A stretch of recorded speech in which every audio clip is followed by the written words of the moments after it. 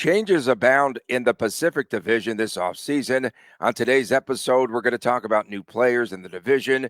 There are 3 new head coaches in the 18 Pacific, and we'll make predictions of what teams could break through. Ahead on this edition of Locked On Golden Knights.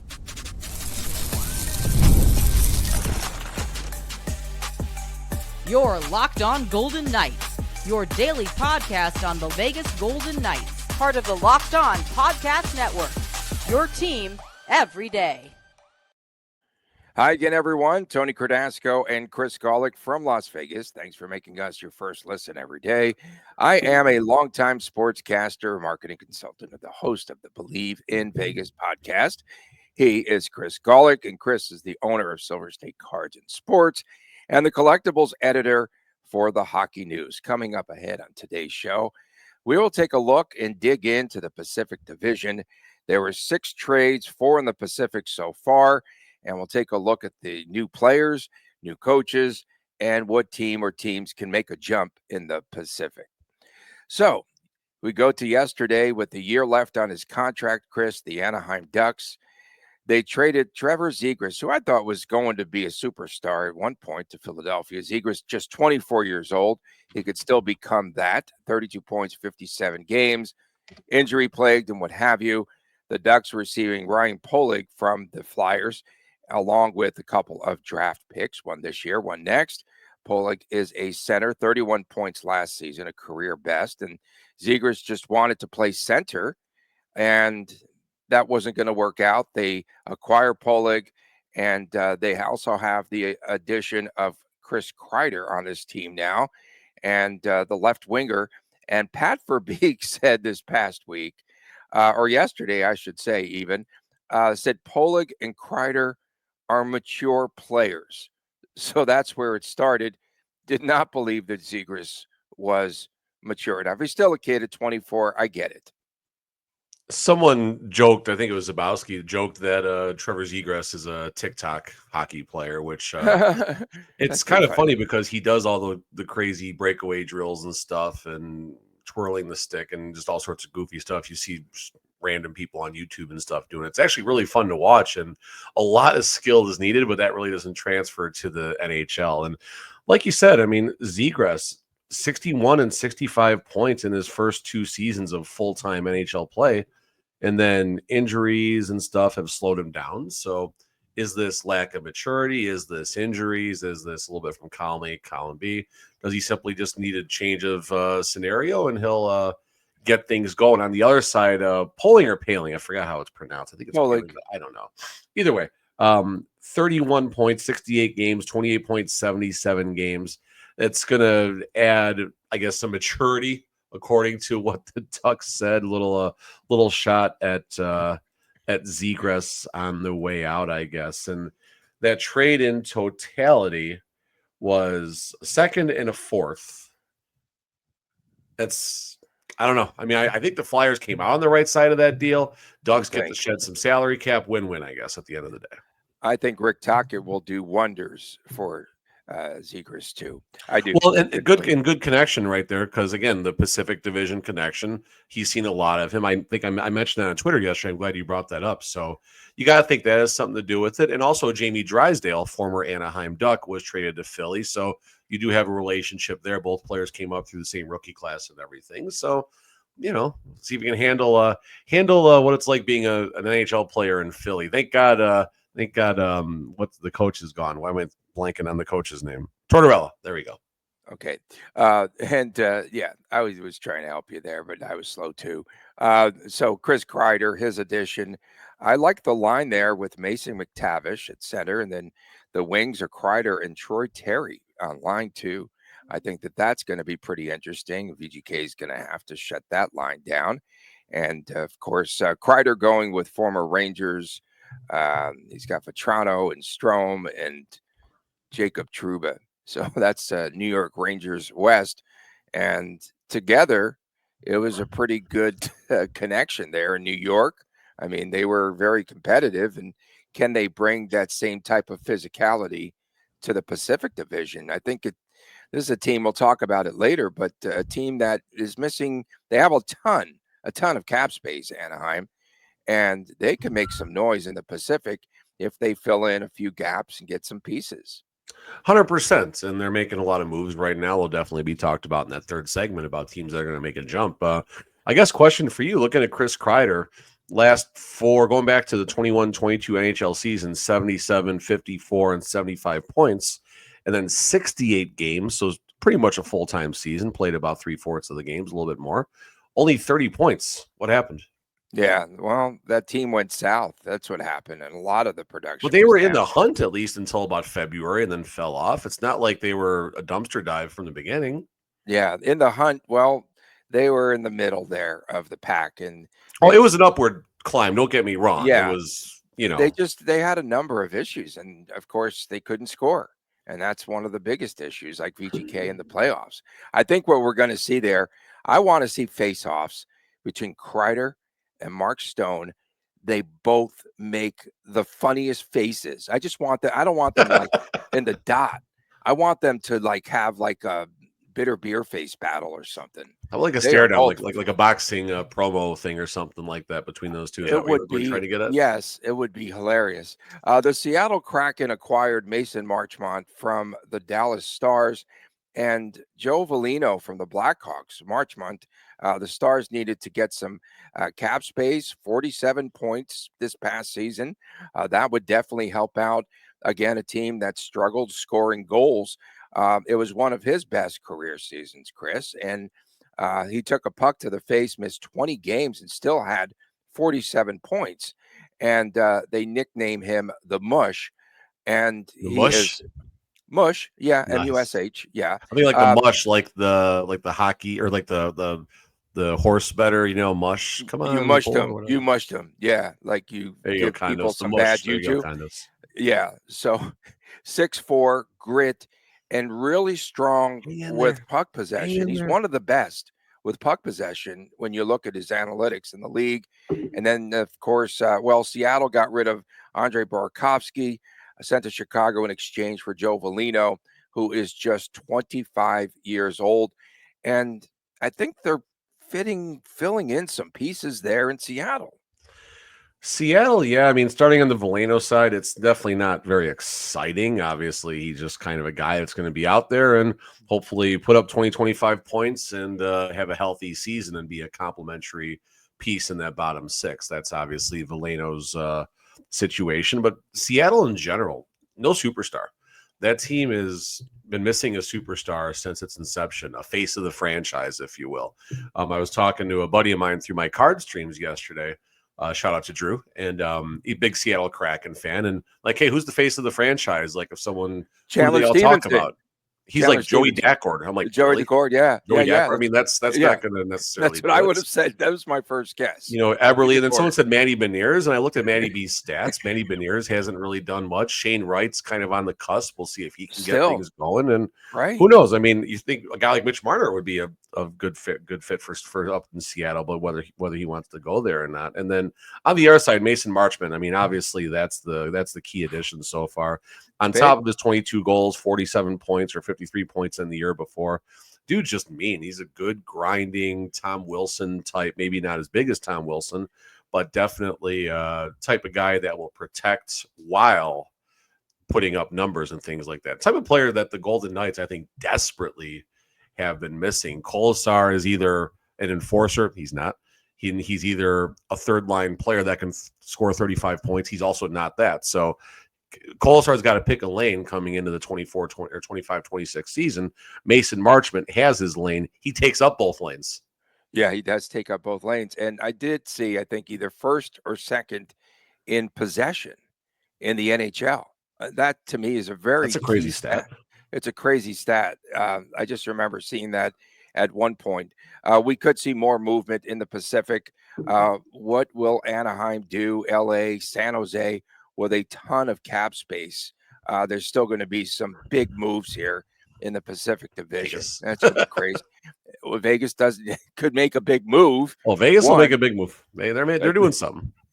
They're up to something here. Coming up next, we take a look at 3 new coaches in the Pacific Division. Don't go away. We're just getting started here on Locked On Golden Knights. If you are looking for a snack that is both delicious and nutritious, you need to crack into a very good source of protein. According to sources, that is Wonderful Pistachios. The sources, myself and Chris, we both like the no shells I'm a variety. source. We are sources now. Wonderful Pistachios, one of the highest protein nuts. Each 1 ounce serving has 6 grams of protein, giving you over 10% of your daily value. Plus, they are packed with fiber, better for you, unsaturated fats to keep you feeling fuller longer. And of course, Chris and I like the no shells variety. Perfect for the grab and go, perfect for very busy days like we encounter each and every day. Snack at our desks, on the run, what have you. And it is a complete protein. Wonderful Pistachios provide all 9 essential amino acids. And of course, if you like that satisfying crack, get the shells variety. Each shell, it's like snack mediation. Get snacking and get cracking in Las Vegas. And you can do it with a snack that packs a protein punch. Visit wonderfulpistachios.com. Get cracking, Vegas. Visit wonderfulpistachios.com.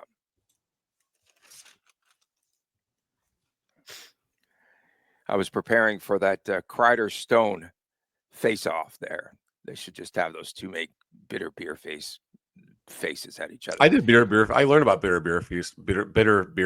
It was Alpine Valley, East Troy, Wisconsin, Pearl Jam. I won't say my age at the time because that's not appropriate, but I had my first experience with Milwaukee's best. Underage drinking, of course. Milwaukee's best. Milwaukee's best. You will do bitter beer face. That will do it. That'll do it. Yes, I agree. 3 new head coaches in the Pacific Division. The controversial Joe Quenneville in Anaheim. Seattle hired Lane Lambert, and Vancouver hires Adam Foote. So let's take a look at each coach. So first, Quenneville. Again, a reputation on the ice as a winner. Off the ice, he looked the other way in the midst of a sexual assault investigation in Chicago. All sorts of issues there. Has not coached a game in 4 years since he resigned from the Florida Panthers. When he was announced, the Ducks took some pretty good PR measures, I felt, and he took responsibility across the board. He's gone to all sorts of counseling and whatever. I mean, if you're going to go through all of this, it's the comeback, and he answered every question that the press threw at him. I thought it was pretty strong, just in that he takes accountability. He was reinstated by the NHL last July the 1st. He's very much a remorseful person. And did Pat Verbeek take a gamble on Quenneville? Will Quenneville have the type of respect that is needed from the locker room? That's the big question here. Yeah, I mean, that's something that needs to be figured out behind closed doors and everything. And the hope is Quenneville can get back to his leadership role that he has excelled in as an NHL coach. Not to skirt over everything else that's been happening, but that's played out and everything. So I just prefer to stick, me personally on the coaching side of it. So I'm not dismissing it. I just want to stick to the coaching side for my side of this here.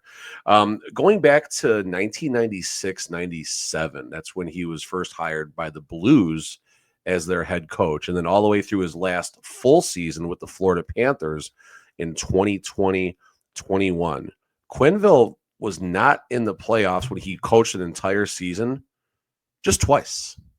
2 times dating back to 96, his team did not qualify for the Stanley Cup playoffs. There's 2 other times looked like he was fired like mid-season. I don't know if those teams wound up qualifying or not, but point being is this is a fantastic hire for the future of the Anaheim Ducks, who are now adding a combination of younger players through the draft and Leo Carlson, Cutter Gauthier, Minty, Lacombe, and then you look at what's happening with some other player, Mason McTavish, another one, and then you look at the bigger pieces coming in. Trouba comes in the during last season, of course. Chris Kreider we talked about a second ago.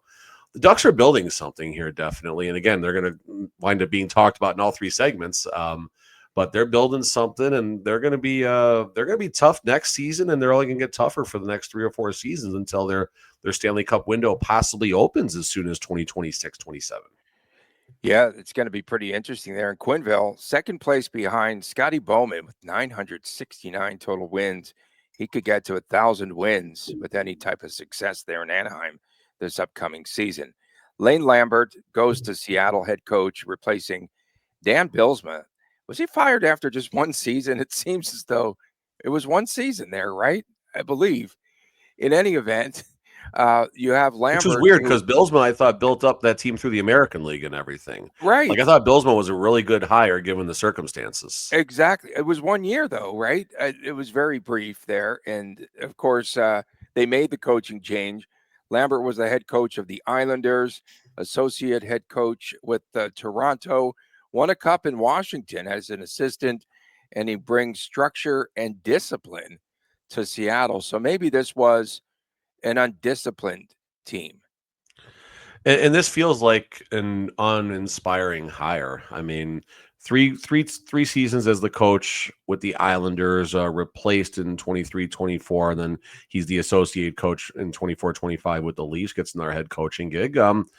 He's been around for a long time, going back to 2011, an AHL head coach with Milwaukee 07 to 2011. So I mean, he's got the experience, I guess, but what can someone like this bring to a team right now is the bigger question. Can he, like, is he able to make that step, not just to simply, lead a team, but lead a team to the playoffs and a possible Stanley Cup and everything. So, I mean, I'm sure Seattle has their reasons. I don't understand them necessarily, but I'm sure Seattle has their reasons in doing this. And if it's the discipline and everything they're looking for, then fine. Maybe they got the right guy here, but why not stick it out with your AHL coach who has done an okay job developing talent? I say okay because it's early. Seattle's been a team for not too long, so we don't know how Coachella's pipeline is. I mean, Shane Wright took a nice step forward. There's some other players down there that look like they're going to make that step. It's going to take time, of course. And I don't know. I mean, we'll see how this one plays out. I don't think it's necessarily going to help that franchise, though. And then we also have another coaching change there as Adam Foote replaces Rick Tough Tocchet. segment. Tough segment with some of these coaches today, Tony. Why? Histories. Oh, their history. Yeah, they do have some skeletons in the closet for sure. Foote was an assistant with the Canucks for 3 years. Foote is a former NHL defenseman. The Canucks were very close last season as they finished just 6 points behind St. Louis in that late race for the second wild card.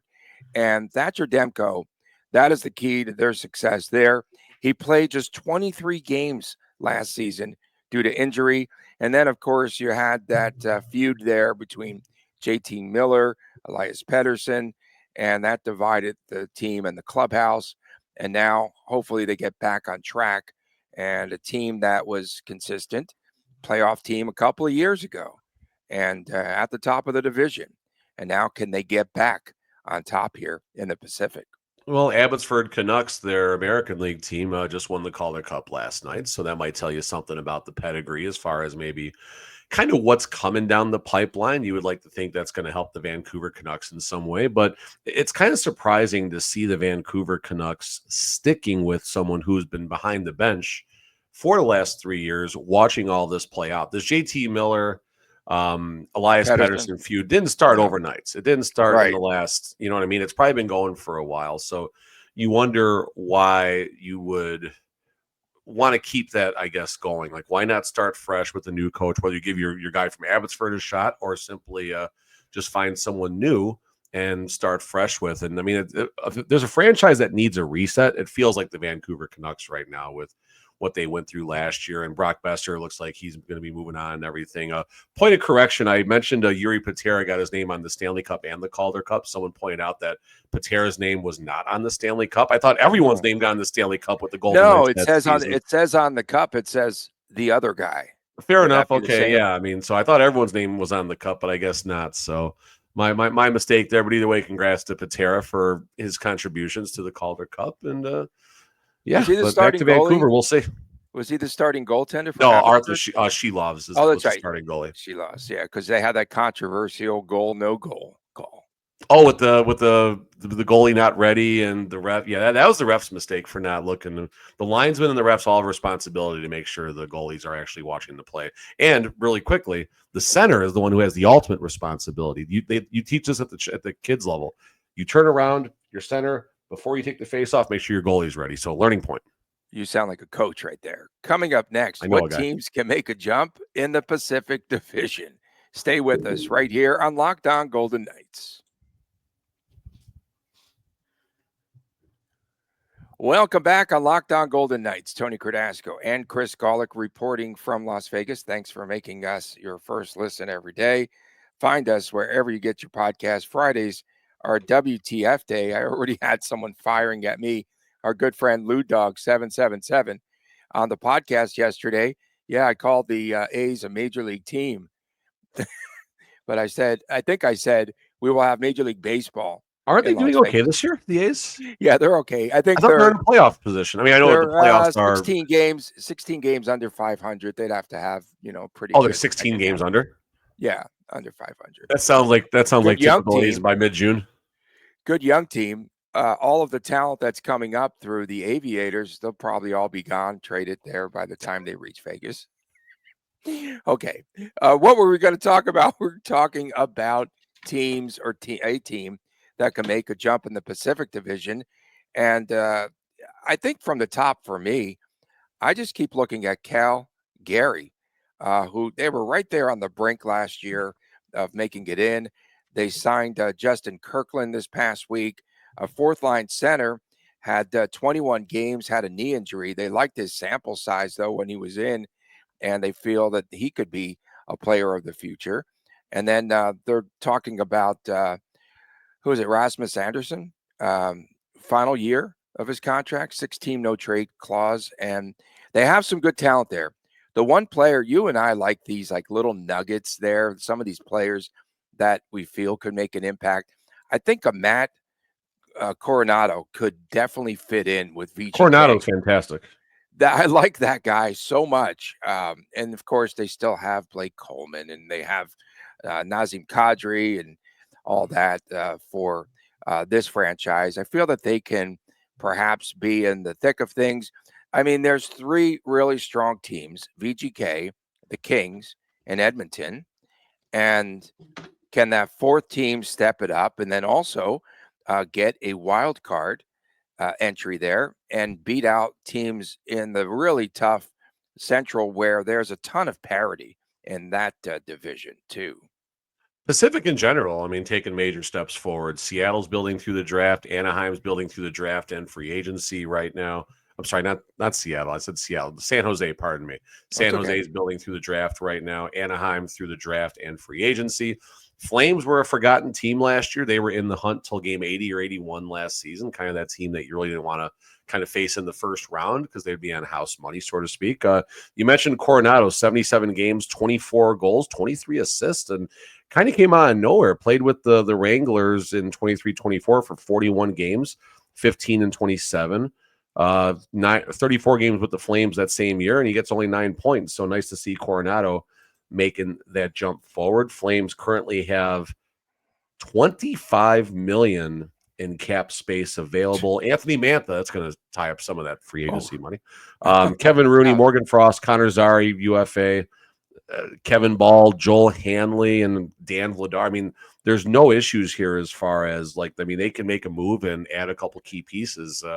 Probably defensemen, I would think they're going to need. I think if they're looking for the future here. Yeah, Miramonov and Pahal back there. Let's go, baby. But they did get rid of, remember, they got rid of Chris Tanev. They got rid of Noah Hannafin.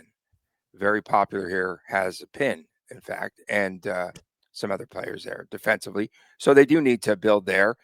The other team that is really appealing, I think, is Anaheim. And good coaching now. This is going to be a pretty interesting team with the New York Rangers West. And then, of course, the young talent in Quenneville will get the best, I feel, out of Leo Carlson, out of Cutter Gauthier. We were talking, right? And McTavish. My goodness, they've got a pretty young team.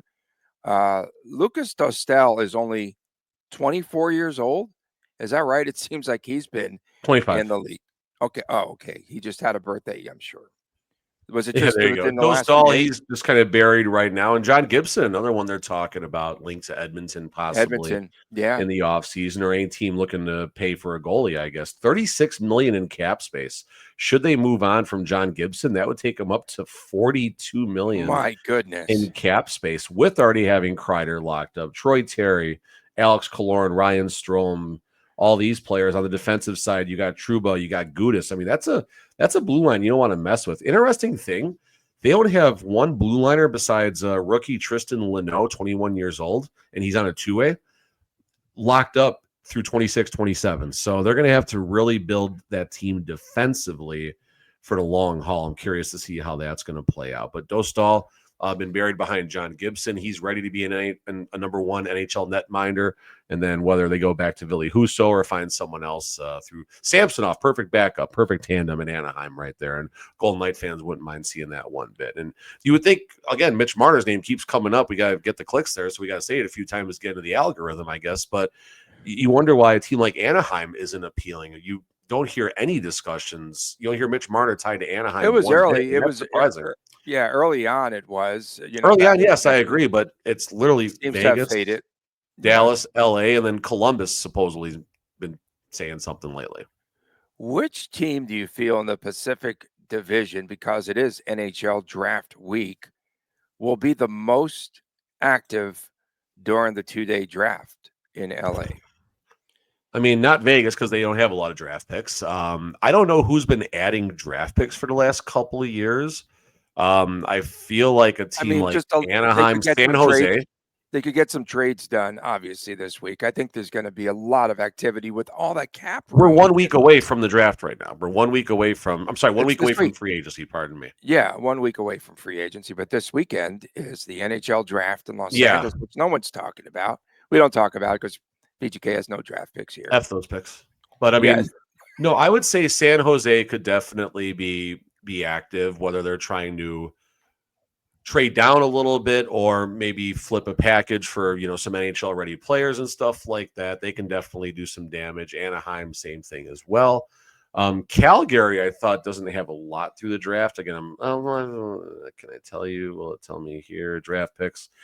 Flames, so no fourth round, but they got the Flames got 2 first-round picks the next 2 years. Watch out for the Flames. Just looking at that right there. Yeah, they're at the top of my list there. Yeah. Anaheim Ducks, as far as, how's our time? Anaheim Ducks, as far as through the draft. I clicked the wrong button. Why would I do that? Anaheim Ducks draft picks right here. They got their first for the next 3 years. They have 2 seconds in 25 and 27. So they can certainly get active if they want. San Jose Sharks, listen to this. 2 firsts, 2 seconds in 25 and 26. So Sharks are building something. If they build this the right way, the Sharks can end up being an absolute powerhouse, assuming they draft the right way. Building through the draft, I mean, it's risky because you never know. I mean, if you keep getting Will Smith and Macklin Celebrini, you'll be fine. But is that going to keep happening? Who knows? Right. And I just outside of draft pick, just wondering what team will we hear the most from this weekend? Vegas. They just need one. The draft isn't in Vegas, so they can trade their pick this year. they need 2 pieces. Okay. They need to get Marner. Yes. Marner or bust. Marner or bust. Marner or bust. They need to get some gritty dude that's just going to beat the snot out of someone. Or great. Someone that can contribute a little bit too. As far as what teams maybe are ready to make that jump here, Sharks I don't think make the jump yet. Kraken, I'm not excited about their moves. Ducks and Flames would be my teams to watch. Vancouver I think is just stuck where they are right now. So Flames and Ducks, we probably both agree. Flames and Ducks are the teams that are going to make jumps this year, and we'll see where the Kings and Oilers go and if the Golden Knights can maintain.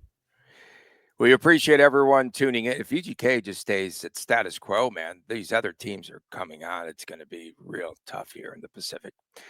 We appreciate everyone. It's not going to be easy for anyone in the Pacific down the road.